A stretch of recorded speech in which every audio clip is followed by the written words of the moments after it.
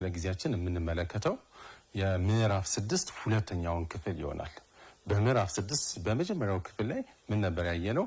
መረጃ አያያዝ የሚል አይተን ነበር። በዛሬው ክፍለ ጊዜያችን የምናየው ባርግራፎችን መተግበር፣ ባርግራፎችን መተርጎምና መገንባት የሚል ርዕስ ይኖረናል ማለት ነው። ጥሩ። ስለዚህ ወደ ዛሬው ርዕሳችን ከመሄዳችን በፊት እስቲ ከዚህ በፊት ያየነውን ነገር እንከልሳለን። ከዚህ በፊት ምን ነበር ያየነው? መረጃ አያያዝ። ከዚህ መረጃ አያያዝ ላይ ምን ነገሮችን ተመልክተን ነበረ? መረጃ ከየት ልንሰበስብ እንችላለን? የመረጃ መገኛ መንገዶችን አይተን ነበር። ስለዚህ መረጃ የሚገኝባቸው መንገዶች ወይም ደግሞ መረጃ እንዴት አድርገን መሰብሰብ እንችላለን አሁን ከምገልጽላችሁ ከዚህ በታች ያለውን ተመልክተናል ማለት ነው። መረጃ መሰብሰቢያ መንገዶች። የመረጃ መሰብሰቢያ መንገዶች ከምንላቸው ውስጥ አንደኛው የመጀመሪያው መረጃ ለማግኘት ጥያቄ መጠየቅ ነው የሚሆነው። ስለዚህ ጥያቄን በመጠየቅ መረጃ ማግኘት እንችላለን ማለት ነው። ጥያቄን በመጠየቅ መረጃን ማግኘት እንችላለን። ይሄ የመጀመሪያው መንገድ ነው ማለት ነው፣ መረጃን የምናገኝበት መንገድ። ሁለተኛው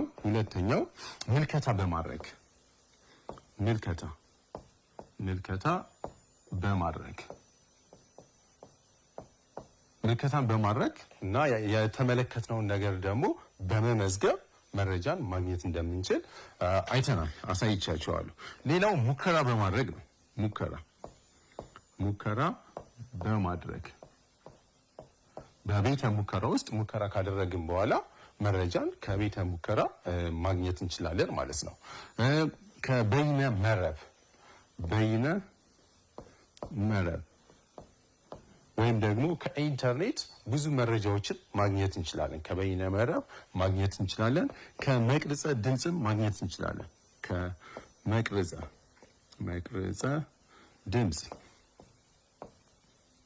ከመቅረጸ ድምጽ መረጃዎችን ማግኘት እንችላለን ማለት ነው። ስለዚህ የምንፈልገውን መረጃ በእነዚህ አማካኝነት ማግኘት መሰብሰብ እንችላለን።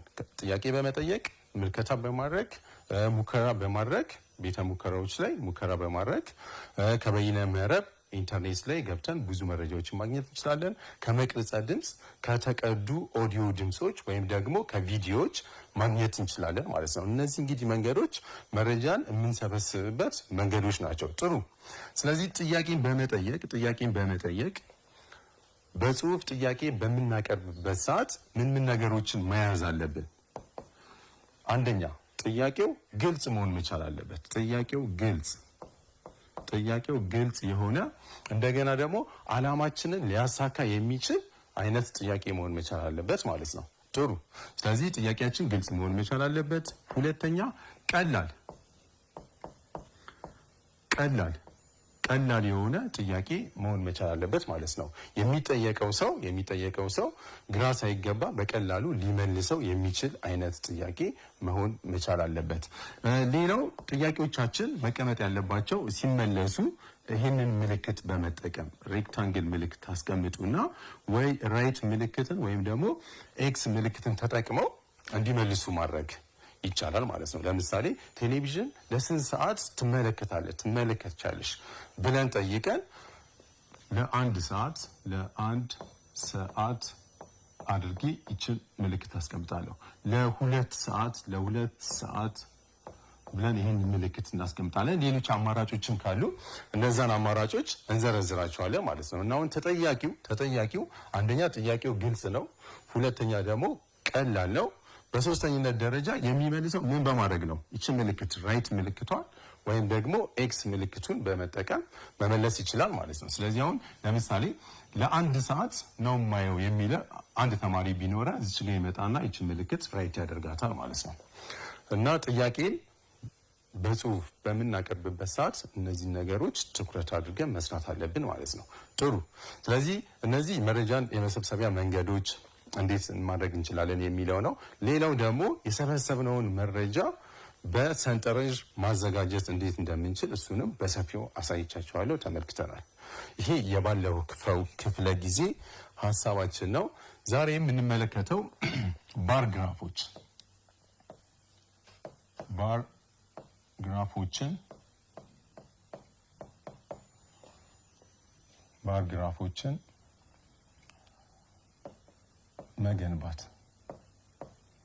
መገንባት እና መተርጎም። ስለዚህ የዛሬው ርዕሳችን የሚሆነው ሁለተኛው ክፍላችን የምዕራፍ 6 ባር ግራፎችን መገንባትና መተርጎም የሚል ይሆናል ማለት ነው። ጥሩ። ስለዚህ ከዛ በፊት ወደ መገንባቱ ከመሄዳችን በፊት ባር ግራፍ ማለት ምን ማለት ነው፣ ባር ግራፍ ውስጥ ደግሞ ምን ምን ነገሮች ሊካተቱ ይችላሉ የሚለውን እንመለከታለን። ባር ግራፍ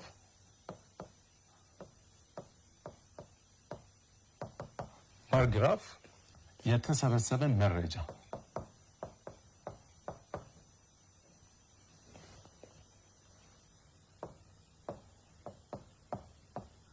የተሰበሰበን መረጃ ለማወዳደር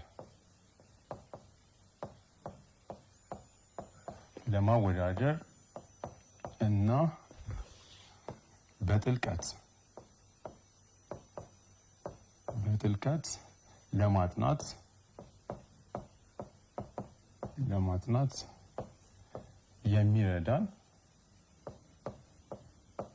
የሚረዳን የግራፍ አይነት ነው። የግራፍ አይነት ነው። ስለዚህ ባር ግራፍ ማለት ምን ማለት ነው? የተሰበሰበ ነው። አሁን ከዚህ በፊት መረጃ እንዴት እንደምንሰበስብ አሳይቻችኋለሁ። የተሰበሰበውን መረጃ ማወዳደር ብንፈልግ፣ አንዱን ከአንዱ ማወዳደር ብንፈልግ ለማወዳደር የምንጠቀምበት የግራፍ አይነት ነው ማለት ነው። እንዲሁም ደግሞ ከግራፉ ተነስተን በጥልቀት ለማጥናት ይረዳናል ማለት ነው። ስለዚህ ዋነኛ ጥቅሙ የባር ግራፍ ማወዳደር ነው ማለት ነው። የተሰጠንን መረጃዎች እርስ በራሳቸው ይሄኛው ከዚህኛው ይሻላል የሚለውን ለማወዳደር የምንጠቀምበት የግራፍ አይነት ባር ግራፍ ብለን እንጠራዋለን። እንዴት አድርገን ባር ግራፍን መስራት እንችላለን? አሁን አሳያችኋለሁ ማለት ነው። ባር ግራፍ በቋሚ እና አግድማዊ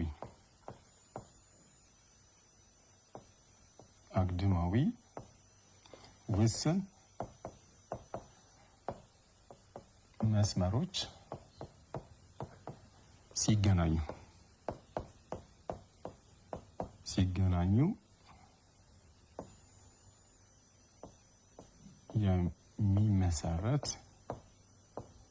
የሚመሰረት የግራፍ አይነት ነው።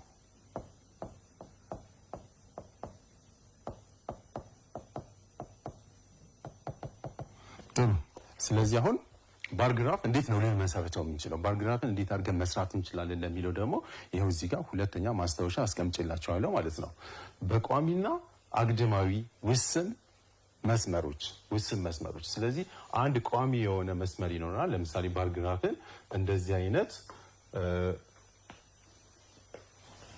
ብናስቀምጠው እንደዚህ አይነት እዚህ አይነት ግራፍ ውስጥ ማስቀመጥ ብንፈልግ፣ ስርዓተ ውቅር ላይ ማስቀመጥ ብንፈልግ ባር ግራፎችን የምንሰራው አንደኛ ከቋሚ ነው። ቋሚ መስመር አስቀምጣለሁ፣ አግድማዊ መስመር እናስቀምጣለን፣ አግድማዊ ይሄዎችን እናስቀምጣለን፣ ድጋሚ ደግሞ ቋሚውን አስቀምጣለሁ ማለት ነው።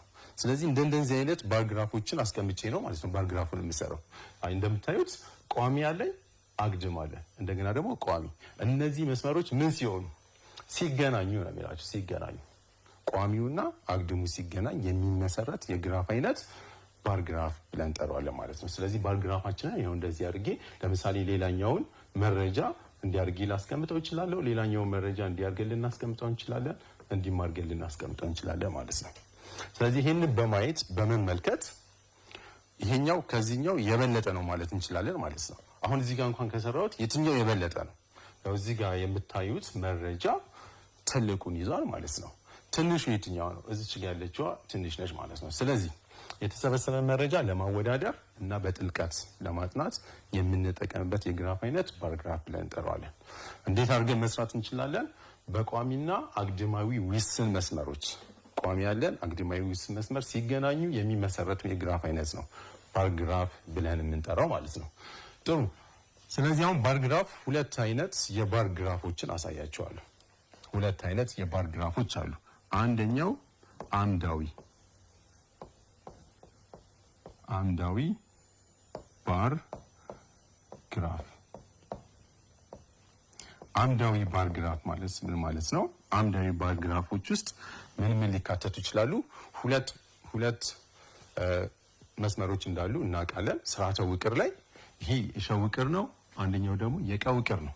ስለዚህ የሸ ውቅሩ ላይ ምን ሊቀመጥ ይችላል? ቋሚ የሆነው ላይ ደግሞ የቀ ውቅር ላይ ምን ልናስቀምጥ እንችላለን? እሱን ነው የምንለየው ማለት ነው አምዳዊ ባር ግራፍ ላይ። ስለዚህ አምዳዊ ባር ግራፍ ላይ ቋሚ መስመሩ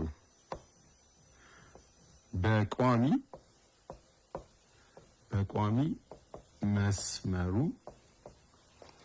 የመረጃውን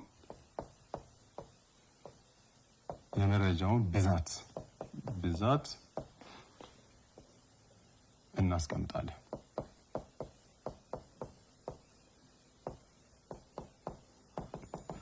ስለዚህ አሁን ቋሚና አግድም መስመር አለ። በቋሚ መስመሩ ላይ የመረጃውን ብዛት እናስቀምጣለን ማለት ነው። አግድማዊ ላይስ በአግድም መስመሩ ላይ የመረጃውን አይነት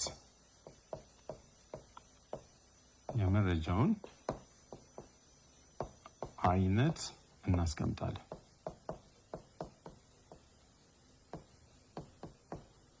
እንደዚህ አይነት የባር ግራፍ አይነት ምን ብለን እንጠራዋለን? አምዳዊ ባር ግራፍ ብለን እንጠራዋለን ማለት ነው። ስለዚህ አምዳዊ ባር ግራፍ ላይ እዚህ ጋር አይነቶችን እናስቀምጣለን፣ በዚህኛው በኩል ደግሞ ብዛቱን እናስቀምጣለን እና ግራፉ ይሄንን ነው የሚመስለው ማለት ነው። ልክ እንደዚህ አይነት የግራፍ አይነት ይሆናል ማለት ነው። እና በደንብ ትኩረት ማድረግ ያለባችሁ ምንድነው፣ በቋሚ መስመሩ ላይ ምንድነው መጻፍ ያለበት? የመረጃው ብዛት። በአግድም መስመሩ ላይ ደግሞ የመረጃው ምን አይነቶችን እዛ ላይ እናስቀምጣለን ማለት ነው። ጥሩ። ሁለተኛው የግራፍ አይነት አግድማዊ ብለን እንጠራዋለን።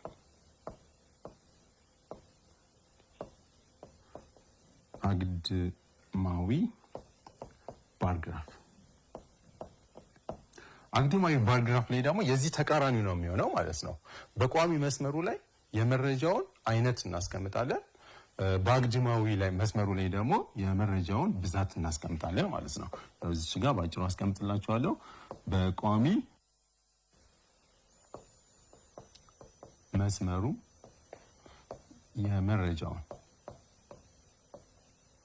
የመረጃውን አይነት እናስቀምጣለን።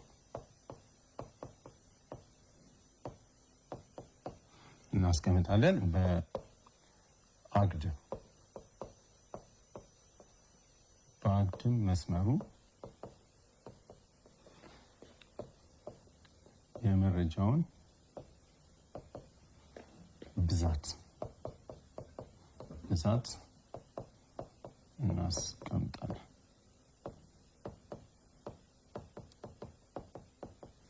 ስለዚህ በአግድም መስመሩ ላይ የመረጃው ብዛት ይቀመጣል። በቋሚ መስመሩ ላይ ደግሞ የመረጃው አይነት ከተቀመጠ የዚህ አይነት የባር ግራፍ አይነት ምን ብለን እንጠራዋለን?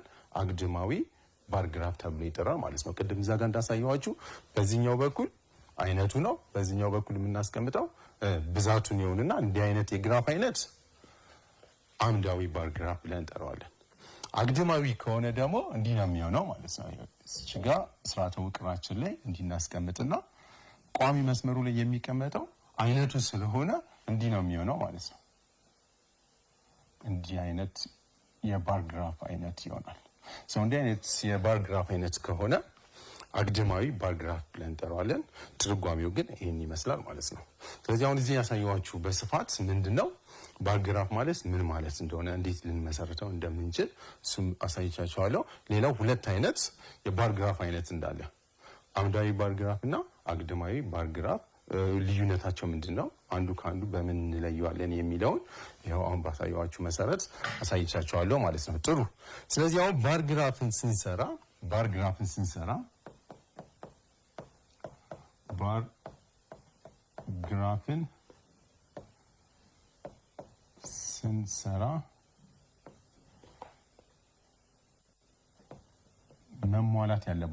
መሟላት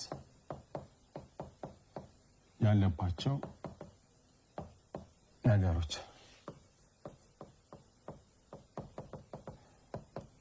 ባር ግራፍን በምንሰራበት ሰዓት ምን ነገሮችን ማሟላት አለብን? ማስታወስ ያለብን እነዚህ 3 ነገሮች መያዝ አለብን ማለት ነው። አንደኛ የባሮቹ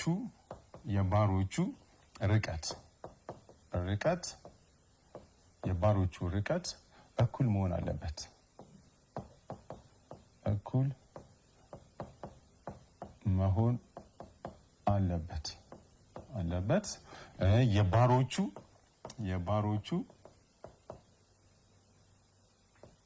የባሮቹ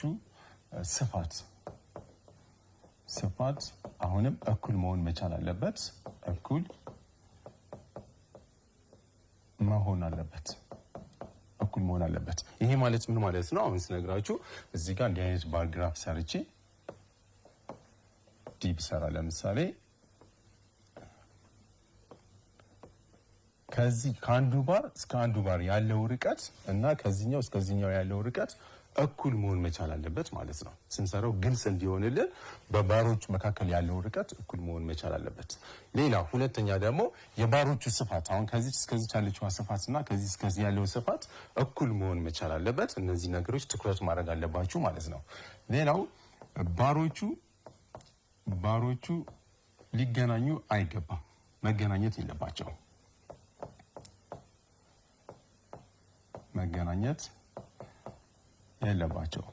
አሁን በእናንተ የክፍል ደረጃ የምንሰራቸው ግራፎች ባሮቹን እንዲህ አድርገን ማገናኘት የለብንም። ምናልባት ኮሌጅ ላይ ሌላ ክፍል ላይ ስናይ ሌሎች የግራፍ አይነቶች ስላሉን የባር ግራፍ አይነቶች እዛ ላይ ልናየው እንችላለን። አሁን ግን ባሮችን ምን ማድረግ የለብንም፣ ማገናኘት አይኖርብንም ማለት ነው። ስለዚህ የባሮቹ ርቀት እኩል መሆን አለበት፣ የባሮቹ ስፋት እኩል መሆን አለበት፣ ባሮቹ መገናኘት የለባቸውም የሚለውን ሀሳቦች ትይዛላችሁ ማለት ነው። ሌላው ባር ግራፍን ስንሰራ ርዕሱ መገለጽ አለበት።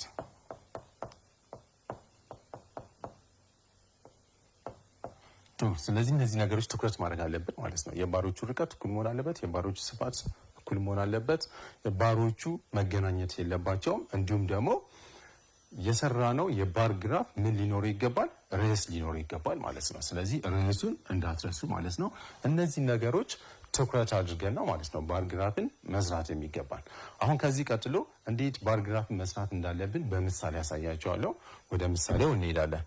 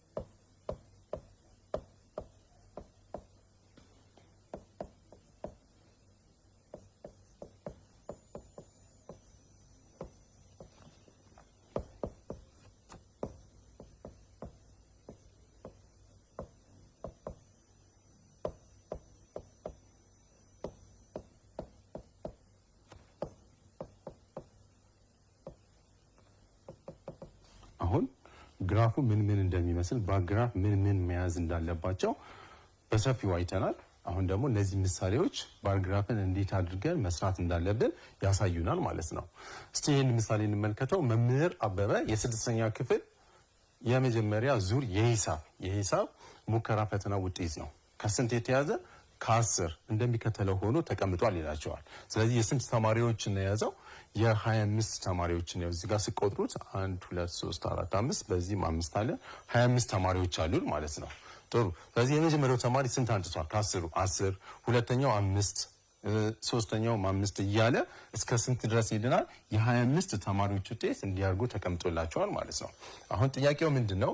መረጃውን በሰንጠረዥ አስቀምጡ። ልክ ባለፈው እንዳሳየዋችሁ መረጃውን ታሊ በመጠቀም በሰንጠረዥ እናስቀምጠዋለን። ይሄ በሰንጠረዥ ያስቀመጥነውን መረጃ ደግሞ በባር ግራፍ እንገልጸዋለን ማለት ነው። ስለዚህ ስንት ጥያቄዎች አሉ? 2። አንደኛ መረጃውን በሰንጠረዥ ማስቀመጥ ነው። ሁለተኛ ደግሞ በባር ግራፍ ማስቀመጥ ይሆናል ማለት ነው። እስቲ እዚህ ጋር ለመስራት እንሞክራለን።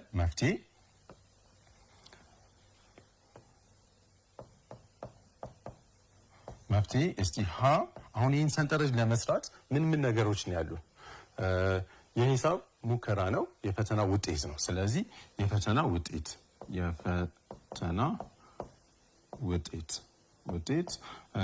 ሰንጠረዥ ስንሰራ አሳይቻችኋለሁ ባለፈው። ታሊ ያለን ታሊ እንጠቀማለን። ሌላው ታሊን ከተጠቀምኩ በኋላ ደግሞ ምን አለን ማለት ነው? ድግግሞሽ ይኖረናል።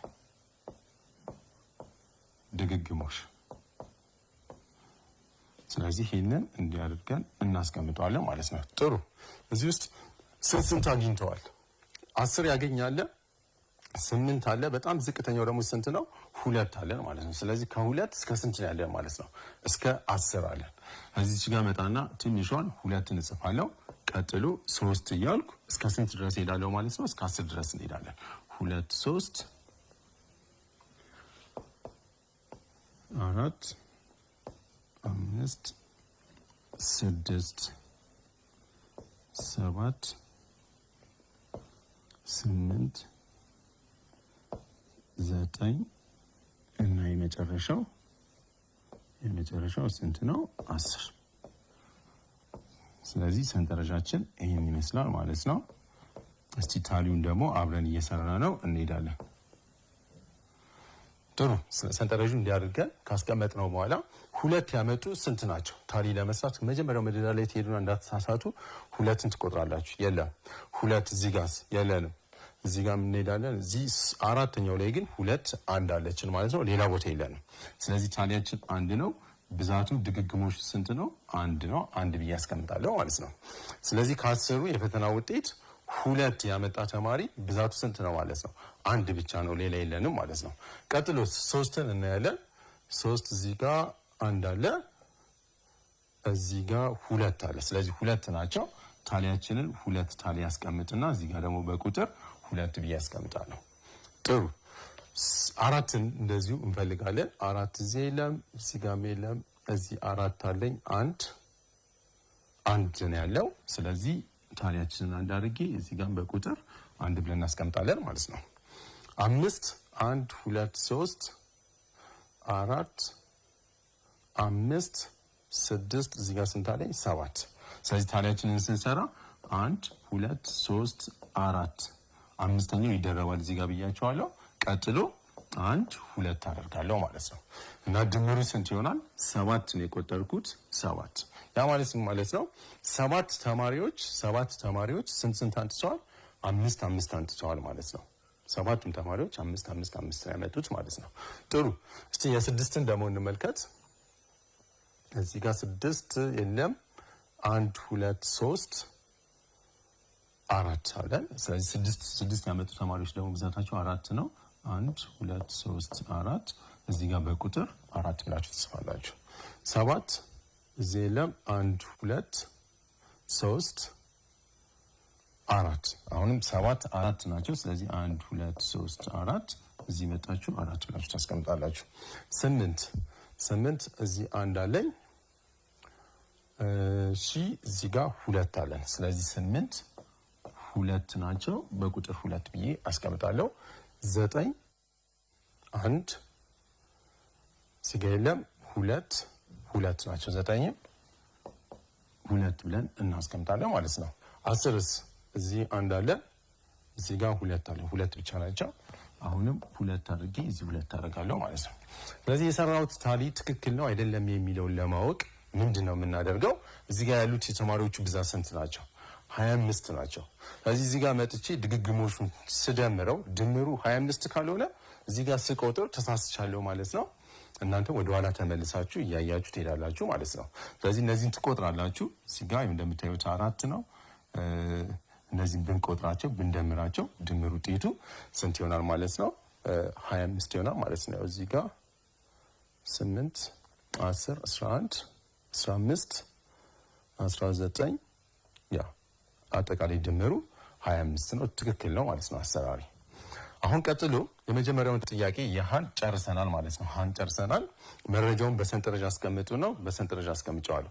እንዲህ ከምትመለከቱት ሳይሆን ይሄን ብታዩ በብዛት ስንት ያመጡት ተማሪዎች ተብላችሁ ብትጠየቁ 7 ተማሪዎች 5 አንጥተዋል። ስለዚህ አብዛኛው ተማሪ 5 ላይ ነው ያለው ማለት ነው። ከዚህ ደግሞ የበለጠ ግልጽ ለማድረግ ግራፉን ብንሰራው በጣም የተሻለ ነው የሚሆነው ማለት ነው። ስለዚህ መረጃውን በባር ግራፍ መግለጽ የበለጠ ቁጥሮቹን ለማወዳደር ይጠቅመናል ማለት ነው። እና አሁን ባር ግራፉን እንሰራለን። አምዳዊ ባር ግራፍን በብዛት ስለምንሰራ የለን መልስ እዚህ ጋር አብረን እናስቀምጠዋለን ማለት ነው።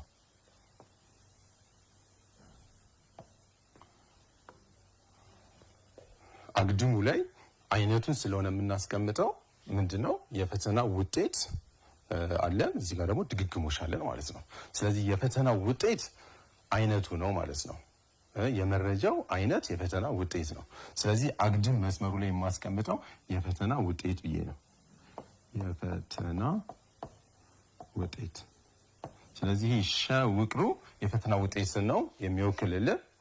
ቀ ውቅሩ ደግሞ ድግግሞሹ ብዛቱን ነው ማለት ነው። ብዛታቸውን ብዛት ለምሳሌ 2 ምን ያህል ተማሪዎች አሉ ብዛታቸውን በዛ እናስቀምጠዋለን ማለት ነው። ስለዚህ እንዲያርጌ ካስቀመጥኩ በኋላ ምንድነው የማደርገው? እዚህ ጋር እንደምታዩት የፈተና ውጤት 2 3 ጀምሮ እስከ ስንት ድረስ አለን? እስከ 10 ድረስ አለን። ስለዚህ እችን እቆራረጣታለሁ ማለት ነው። ስንት አድርጌ 1 2 እያልኩ እስከ 10 ድረስ እሄዳለሁ። 1 2 3 4 5 6 7 እኩል እያደረጋችሁ ነው የምትሄዱት። 1 2 3 4 5 6 7 8 9 እዚህ ጋር 10። አሁን ቁጥሩን ትጽፋላችሁ። 1 2 3 4 5 6 9 10። ሌላው ድግግሞሹ ነው። ድግግሞሹ ላይ ደግሞ ትሄዱና ቁጥሩን ታያላችሁ። አሁን እዚህ ጋር ትንሿ ቁጥር ስንት ነች? 1። ትልቁ ቁጥር ደግሞ ስንት ነው? 7። ስለዚህ በስንት ከፋፍለዋል የሚለውን ማወቅ ቀላል ነው የሚሆነው ማለት ነው። ስለዚህ ከ1 እስከ 7 ስለሆነ ቀላል ስለሆነ 1 2 3 እያላችሁ እስከ 7 ድረስ ትሄዳላችሁ እና እኩል ርቀት ላይ 1 2 3 4 5 6 7 ቁጥሯን ትጽፋላችሁ።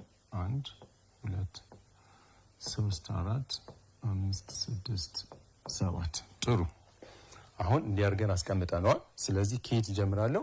የፈተና ውጤት ስንት ያመጣ? 2 ያመጣ። የፈተና ውጤት 2 ያመጣ ስንት ተማሪዎች አሉ? 1 ተማሪ ነው ያለን። ስለዚህ 2 ላይ ሄድና በአንድ መደዳ እስከዚህ ድረስ ባር ግራፍ ባሯን እሰራታለሁ ማለት ነው። ስለዚህ አሁን ስታነቡት ራሱ ስታዩት ግልጽ ነው የሚሆነው ማለት ነው። 2 ያመጣ ተማሪ ብዛቱ ስንት ነው? 1 ተማሪ 2 አንጥቷል ማለት ነው። ቀጥሎ 3 ያመጣው ተማሪ ብዛቱ ስንት ነው? 2 ስለሆነ በ2 መደዳ ሄዳለሁ ማለት። ስለዚህ 3 ላይ ሄድና እንዲህ አድርጌ ሰርቼ ቅድም እንደነገርኳችሁ የባሮቹ ስፋት እኩል መሆን መቻል አለበት። ከዚህ እስከዚህ ያለው ርቀቱ ደግሞ እኩል እያለ ነው የሚሄደው ማለት ነው። ስለዚህ ይህን ስታነቡት 3 ያመጣ ተማሪ ብዛታቸው ስንት ነው? 2 ተማሪዎች 3 አንጥተዋል ማለት ነው። ቀጥሎስ 4 ያመጣው 1 ተማሪ ነው። ስለዚህ 4 ላይ ሄድና በአንድ መደዳ ነው የማደርገው። እዚህ ጋር እንደዚህ አድርጌ አስቀምጣለሁ። 5 ላይ ነው ያለሁት። 5 ስንት ነው? 7። ስለዚህ ይኸው በዚህ በኩል የ7ን ቀጥ አድርጋችሁ ታመጡና 5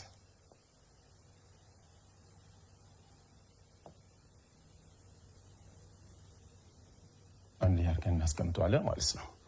እሺ 6 ስንት ነው ብዛታቸው? 4 ላይ ነው። ስለዚህ በ4 በኩል እዚህ ጋር ምልክት አስቀምጥና 6ን እንዲሁ አድርጋችሁ ትሰራላችሁ ማለት ነው። 7ም 4 ነው፣ እኩል ናቸው። እንደዚህ አድርገን ይሄን እናስቀምጣለን። እሺ ጥሩ። 8ስ? 8 2 ናቸው። 9 2 ነው። 10 2 ነው። እኩል ያመጡት። ስለዚህ በሁለት መደዳ እንዲያርገን እንሄድና 2 2 ላይ እንጨርሰዋለን ማለት ነው።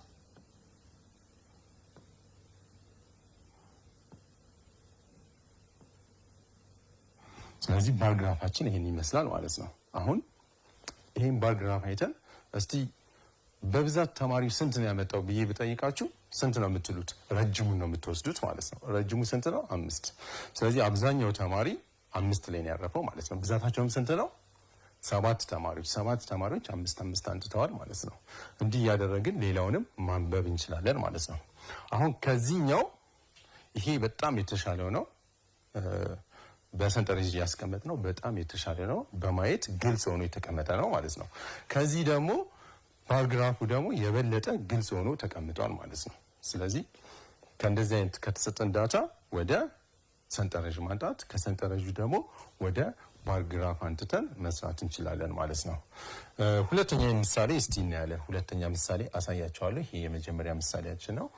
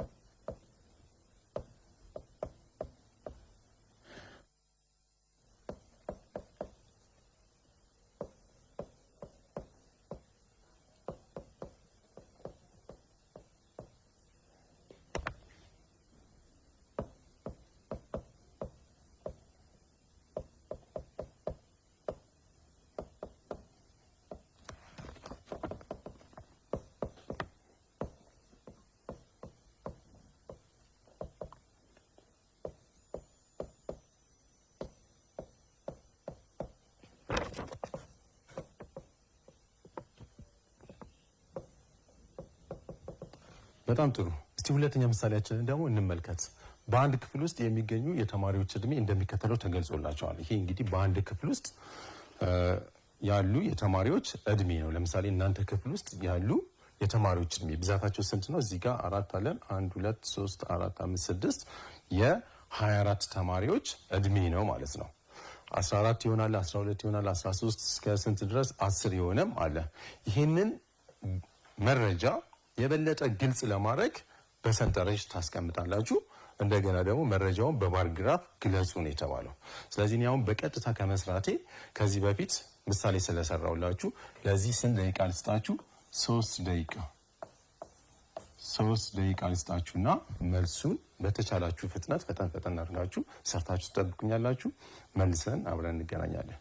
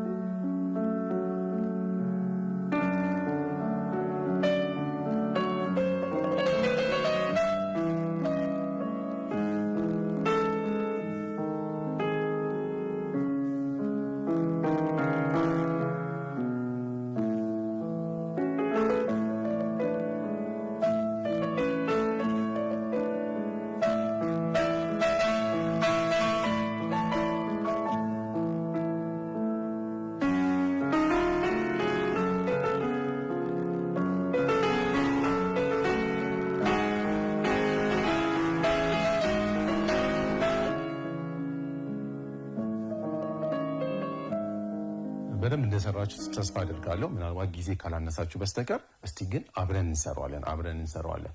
ይህን መረጃ የበለጠ ግልጽ ለማድረግ በሰንጠረዥ ግለጹት ነው የተባለው። ስለዚህ ምን ነገሮች አሉ? ይሄ አሁን እንግዲህ የተማሪዎች ምንድነው እድሜ። ስለዚህ እድሜውን በአንድ በኩል አስቀምጣለሁ። እዚህ ጋር እንደምታዩት መፍትሄ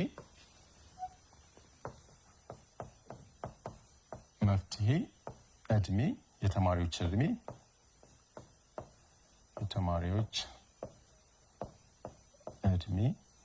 ታሊ እና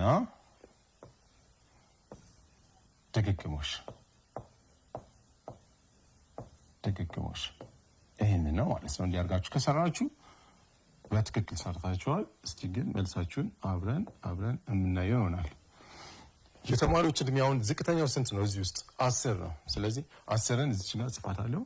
ቀጥሎ 11 አለኝ። የመጨረሻው ስንት ነው? 15 ስለሆነ 11 12 13 14 እና 15 ብለን እናስቀምጠዋለን ማለት ነው። አሁን ድግግሞሹን መስራት ነው። እዚህ ጋር 10 አለኝ፣ የለም እዚህ የለም። እዚህ ጋር 1 2 አለኝ። ስለዚህ 10 ያመጡ 2 ስለሆኑ 1 2 ተማሪዎች ይኖሩናል ማለት ነው። ጥሩ 11 ሲሆን 1 2 3 4 5 6 ተማሪዎች አሉን። ስለዚህ 1 2 3 4 5 6 ስለዚህ 6 ተማሪዎችን አስቀምጣለሁ። 12 የሆነ 1 2 3 4 የለንም እዚህ ጋር 5 ስለዚህ 1 2 3 4 5 ተማሪዎችን አስቀምጣለሁ። 13 የሆነ 13 እዚህ ጋር 1 አለኝ 2 3 4 5 አሁንም 5 ነው። ስለዚህ 1 2 3 4 5 አድርጌ በቁጥር 5 ብለን እናስቀምጠዋለን።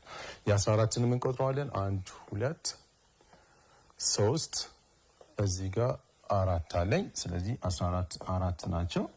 ብዛታቸውን 4 15ስ 15 1 2 ተማሪዎች አሉ። ስለዚህ 2 አድርግና 2 አሁን እነዚህን ስንደምር ድምሩ ስንት መሆን አለበት? 24 መሆን መቻል አለበት። እዚህ 8 አለን። 8 እና 5 13 18 20 24 አለን ማለት ነው። ስለዚህ ትክክል ነው የሰራሁት። እንዲያርጋችሁ ከሰራችሁ ትክክል ናችሁ። አሁን ቀጥሎ ይሄንን ያገኘነውን በሰንጠረዥ ያገኘነውን በምን መስራት? በባር ግራፍ ማስቀመጥ ነው። ስለዚህ ይሄ የሀ መልስ ነው። ሀ ያለን ለመስራት በባር ግራፍ እናስቀምጠዋለን ማለት ነው። ቋሚ መስመር፣ አግድም መስመር እንሰራለን። ቋሚ መስመር ላይ ምንድነው የምናስቀምጠው? ድግግሞሹን ብዛቱን ነው ብዛት። እንዲሁም ደግሞ አግድሙ ላይ ደግሞ የምናስቀምጠው አይነቱ ነው። አይነቱ ምንድነው? የተማሪዎች እድሜ ነው። ስለዚህ እዚህ ጋር መጥቼ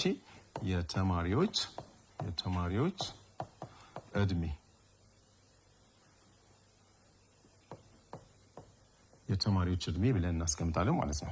እሺ ጥሩ። የተማሪዎች እድሜ ስንት አለን? 10 11 12 ስለሆነ እዚች ጋር መጥቼ